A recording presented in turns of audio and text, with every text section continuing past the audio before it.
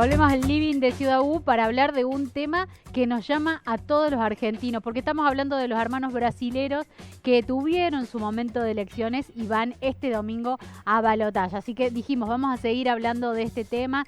Se discute si estará Lula o Bolsonaro, si es el expresidente o el actual presidente, quién quedará a cargo de la próxima presidencia de Brasil, y por eso lo convocamos a Ariel Goldstein, que está directamente en comunicación con nosotros. Es doctor en Ciencias Sociales, magíster en Ciencia Política, especializado en políticas de Latinoamérica y también investigador asistente del CONICET. Ariel, bienvenido, ¿cómo estás? ¿Qué tal? Gracias por la invitación. Bueno, Ariel, hablábamos esto, ¿no? Del balotaje. Se vivió un tiempo intenso cuando fueron las elecciones, estos días que quedaron ahora, y se empieza a leer, obviamente, de nuevo, la aparición de las encuestas, que no fueron tan exactas la vez pasada, y ahora, ¿qué pasa con estas encuestas? ¿Se ve en la calle o se ve reflejado más o menos lo mismo? ¿Cómo se lee a la sociedad brasilera hoy? Bueno, las encuestas son tendencias, ¿no? No es que a partir de una encuesta uno puede predecir el resultado electoral. Eso no. Es probable que en ningún lugar del mundo, en la primera vuelta lo que pasó es que había una especie de, digamos, Bolsonaro, parte de su campaña es sabotear los institutos de encuestas, es decir, que mienten. Entonces la gente que vota a Bolsonaro muchas veces no le responde a esas encuestadoras y así se produjo un resultado mucho más parejo en primera vuelta de lo que se esperaba. Para la segunda vuelta lo que hay, bueno, son algunos indicios de que es probable que Lula lidere esta segunda vuelta, pero igual nada se puede conocer hasta que no se sepa el resultado final. Pero el hecho de que Bolsonaro mismo esté diciendo que va a haber fraude, por ejemplo, que la elección es fraudulenta, muestra algunos números que no le serían favorables, ¿no? Porque hasta ahora él había desistido un poco de esa tentativa de la denuncia de fraude en vistas de sus probabilidades de tener un desempeño bueno y superior al esperado en primera vuelta.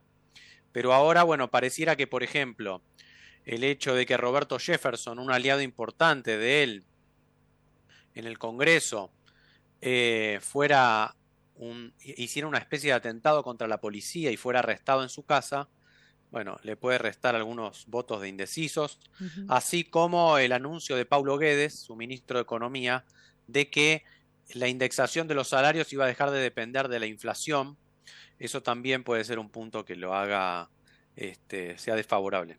En las elecciones, en la primera vuelta se tenía un poco de temor con respecto a lo que sucede, a la violencia que podía haber alrededor de las elecciones, de la votación.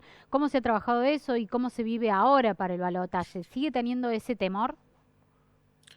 Sí, sí, efectivamente, porque además acabo de leer una nota que decía que uno de los planes posibles de Bolsonaro para el domingo es que cuando se carguen los primeros votos, en general el sistema de votación funciona de una manera donde los primeros votos que se cargan son del sur, del sudeste de Brasil, Ujú. donde el voto por Bolsonaro es mucho más fuerte. Y el nordeste, que es la parte de la región mucho más favorable a Lula, se carga lo último, que fue lo que pasó en primera vuelta. Por lo tanto, eso significa que, digamos, en las primeras horas de los resultados de la votación vamos a tener un resultado favorable a Bolsonaro indiscutiblemente, y él pudiera usar esa situación circunstancial para declarar fraude, si después los resultados no lo siguen acompañando, ¿no? Bien. Declararse victorioso en las primeras horas y después denunciar fraude si el resultado cambia y se altera. Entonces, bueno, hay una situación de paridad, porque, digamos, por más que Bolsonaro pierda, tiene muchas personas que lo apoyan, casi la mitad de la población. Tiene sectores muy poderosos de Brasil que están detrás de su candidatura, los pastores evangélicos de las iglesias más importantes, el sector agropecuario que es muy fuerte a nivel económico en Brasil. Entonces, el mercado financiero, que también cuando él tuvo un resultado mayor al esperado en primera vuelta, bajó el precio del dólar como nunca Ujú. antes de 2018.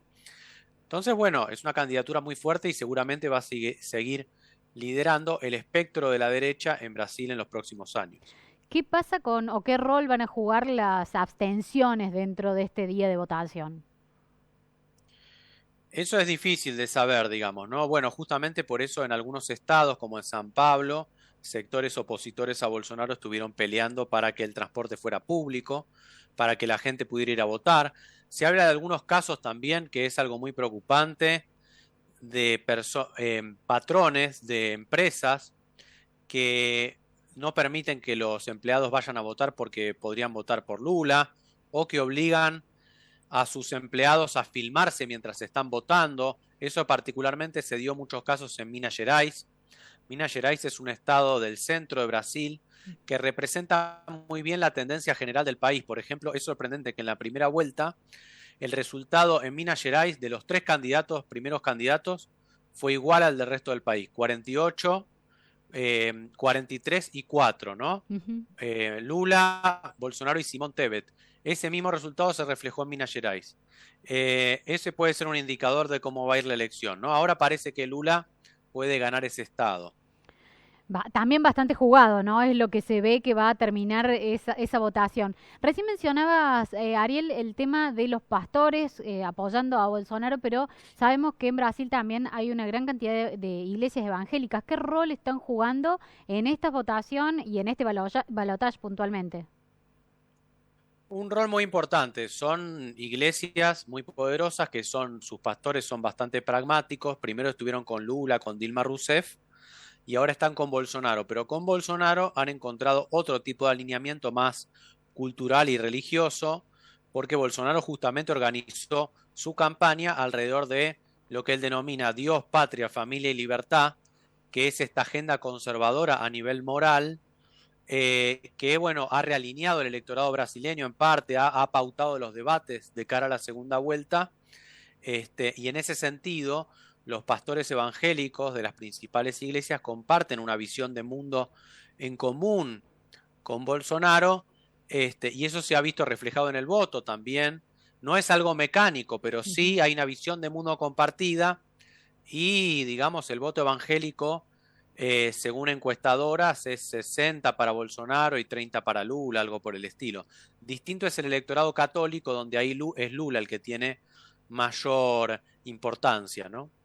Pero hoy en Brasil, por ahí la mayor cantidad es más evangélico que católico, ¿o ese número cómo está? No, la población de Brasil es religiosa. Los evangélicos estarían alrededor del 30%,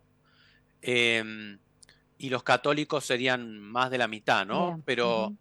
Pero digamos, igualmente es un sector que está en franco crecimiento. Sí. Se habla de que para 2050 ahí sí van a ser mayoría. Bueno, y la prédica de los pastores, la forma en la que hacen política, es muy exitosa y muy convocante, y es uno de los fenómenos que más han transformado la política de Brasil en los últimos años, ¿no? El fenómeno de los pastores evangélicos Sí. volcados a la política, ¿no? Y su presencia también en los medios de comunicación, en las redes sociales como influenciadores, que no es un papel menor el que juegan en ese plano, ¿no? Tal cual. Ariel Goldstein, muchísimas gracias por estar aquí en Ciudad U. Nosotros te seguiremos leyendo para ver cómo va y estamos atentos a lo que sucede el domingo. Gracias. Bueno, gracias a ustedes por la invitación.